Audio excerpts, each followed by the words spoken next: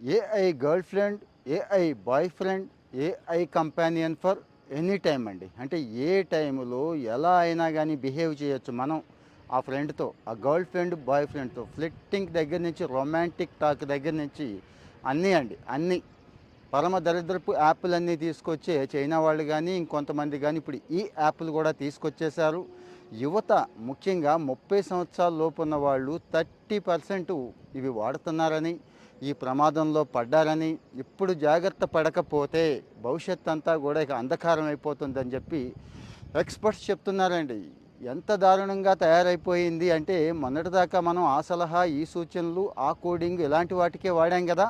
కొంతమంది ముందుకెళ్ళిపోయి best friend లాగా feel అవుతున్నారు. ఓకే, అంతవరకు పర్వాలేదు, కావాల్సినవన్నీ అడుగుతున్నారు, అంతవరకు పర్వాలేదు. ఇక రొమాంటిక్ టాక్ మొదలెడుతున్నారండి మగపిల్లలు, ఆడపిల్లలు కూడా. కొంతమంది ఎమోషనల్గా దాని మీద ఆధారపడుతున్నారండి. ఎమోషనల్గా అంటే ఇంట్లో అమ్మ నాన్నకి చెప్పుకోలేనివి, ఫ్రెండ్స్కి చెప్పుకోలేనివన్నీ దానికి చెప్పుకుంటున్నారు. అది కూడా అంతే చక్కగా ఆన్సర్లు ఇస్తూ ఉంటుంది కదా, అలాగని జడ్జి చేయదు, కోప్పడదు, మనల్ని ఎప్పుడూ తిట్టదు. ఈ కంఫర్ట్ బాగుందండి, అందరికీ కూడా చాలా బాగుంది. అందుకే బాగా నచ్చేసి ఏఐ యాప్లో ఏజెంట్స్ ఉంటున్నారు, మీకు తెలుసు కదా. అంటే ఒక బాయ్ ఫ్రెండ్ని గర్ల్ ఫ్రెండ్ లాగా క్రియేట్ చేసేసుకొని చక్కగా దాంతోనే అంటే ఆ లోకంలోకి వెళ్ళిపోతున్నారండి. మనుషులతో కనెక్షన్కి దూరం అయిపోతున్నారు. నేను మళ్ళీ గుర్తు చేస్తున్నాను, మనుషుల వాల్యూ కూడా వీళ్ళు తెలుసుకోలేకుండా పోయే పరిస్థితి వచ్చేస్తుంది. రేపటి రోజు మనుషులతో మాట్లాడడం కూడా తెలియదేమో, రేపటి రోజు పెళ్లి చేసుకున్నా కానీ కాపురాలు చేయడానికి పనికిరారేమో.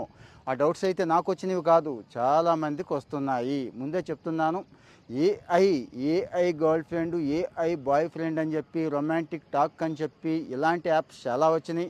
మీ వాళ్ళ ఫోన్లో, మీ పిల్లల ఫోన్లో ఇలాంటివి ఉంటే కనుక వాళ్ళు ప్రమాదంలో పడినట్టే. ఇంకా మనం ఆ గేములు ఈ గేములు అనుకుంటున్నాం కదండి. ఏదో స్క్రోలింగ్ కోసం మొదలెట్టాము, సోషల్ మీడియా ఎంజాయ్ చేసాం, ఓకే ఒక లెవెల్ వరకు. కానీ ఇప్పుడు ఈ ఏఐ వచ్చేసి, ఒక ఏజెంట్ రూపంలో వచ్చేసి, ఒక ఫ్రెండ్ రూపంలో వచ్చి మన ఇంట్లో కూర్చుంది. ముక్కు మొహం తెలియని వాళ్ళతో అన్నీ పంచుకుంటున్నాం. ఇవేమీ సేఫ్టీ కాదు. ఓపెన్ ఏఐ సీఈఓనే చెప్తున్నాడు, ఎప్పుడైనా అవకాశం ఉంటే ఎవరైనా చట్టబద్ధ సంస్థలు అడిగితే ఈ డేటా మొత్తం ఇచ్చేస్తామని చెప్పి. రెండోది, అది ఏ సలహాలు చెప్తే ఆ సలహాలు ఫాలో అవుతున్నారండి మన వాళ్ళు. అంటే అవతల వాళ్ళని తిట్టమంటే తిట్టి, కొట్టమంటే కొట్టి, అవతల వాళ్ళు మంచి అంటే మంచి, చెడు అంటే చెడు. అంటే ఏఐ ఏది చెప్పేస్తే అదే ఫిక్స్ అయిపోతున్నారు, అదే నిజం అనేసుకుంటున్నారు.